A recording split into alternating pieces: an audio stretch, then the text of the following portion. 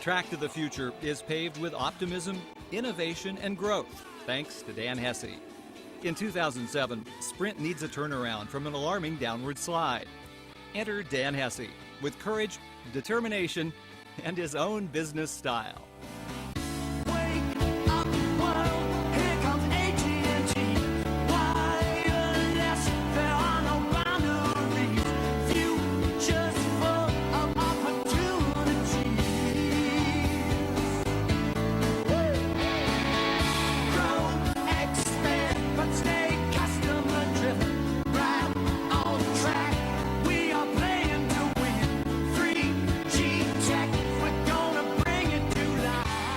Dan accepts the leadership challenge and consolidates Sprint's headquarters in Kansas City.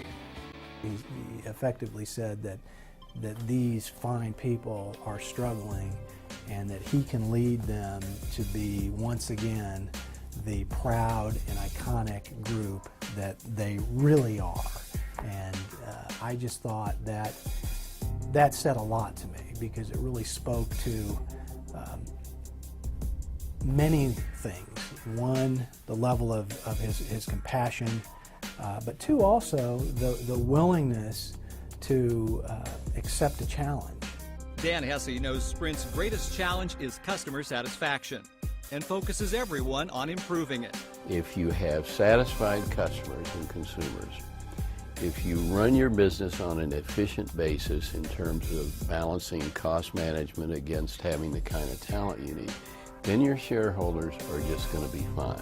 And he understands the linkage between all of those things, and I don't think sees them as inconsistent, but more as holistic. Every quarter Dan has posted increment, improvement, improvement, improvement. He's inching on the big giants, those who have deep pockets in telecom world in our country. With what he inherited, he has made massive turnaround. Perhaps the whole industry is not seeing, because there's so much in the ditch, this company. What he has done is quite remarkable. Dan Hesse leads by example, with intensity and enthusiasm. He transforms Sprint's workforce into an entrepreneurial think tank. It's no secret, mobile phones keep getting smarter, but it's network speed that makes the real difference. I'm Dan Hesse, CEO of Sprint. Our network is engineered for today and for tomorrow. Today, more businesses rely on Sprint than on any other carrier. As for tomorrow, how does the first 4G network sound? He didn't reserve creativity for the senior folks. He actually encouraged it from the organization itself that's doing the work. The executives and the leadership can provide those great qualities, but they're often not close enough to the business to be able to understand what are the really transformational ideas that can take place within an organization, because they're simply not there day in and day out. The work result. Dan challenges Sprint employees to propose ideas he calls nukes. He actually pushes us to come up with innovation and what he calls nukes. And that is definitely a Danism. It's come up with ideas and innovation that is going to be disruptive in the marketplace. Without the deep pockets of his competitors, Dan makes things happen fast with partnerships. So he's always looking what is at the cusp, what is really about to happen. So I brainstormed with him that how can we bring high-speed connectivity in the mobile technology like car, because we do 80% of the world's luxury car.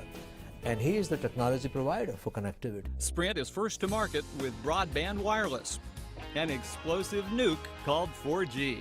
Dan has pushed really hard for us to be first, and it's core to the strategy of the Sprint business to get people to do more than just talk, but look at rich media, not just data, but rich media on their device wherever they are. So very core to our business. This whole 4G thing isn't just a technical term, it is an enabler in many ways, and it's going to be a big factor in healthcare.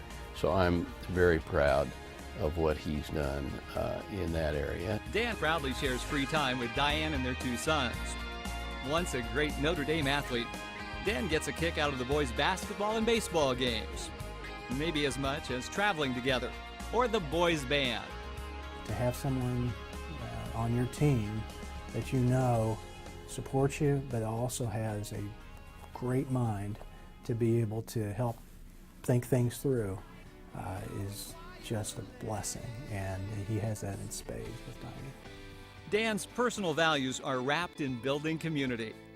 He and Diane actively support Kansas City causes.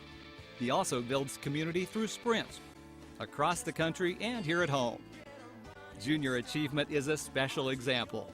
When I think about the collective contribution that Dan has made, especially to Kansas City, but throughout his career, I can't help but think about the economic benefit that the local community has enjoyed under his leadership through Embark initially and more recently through Sprint.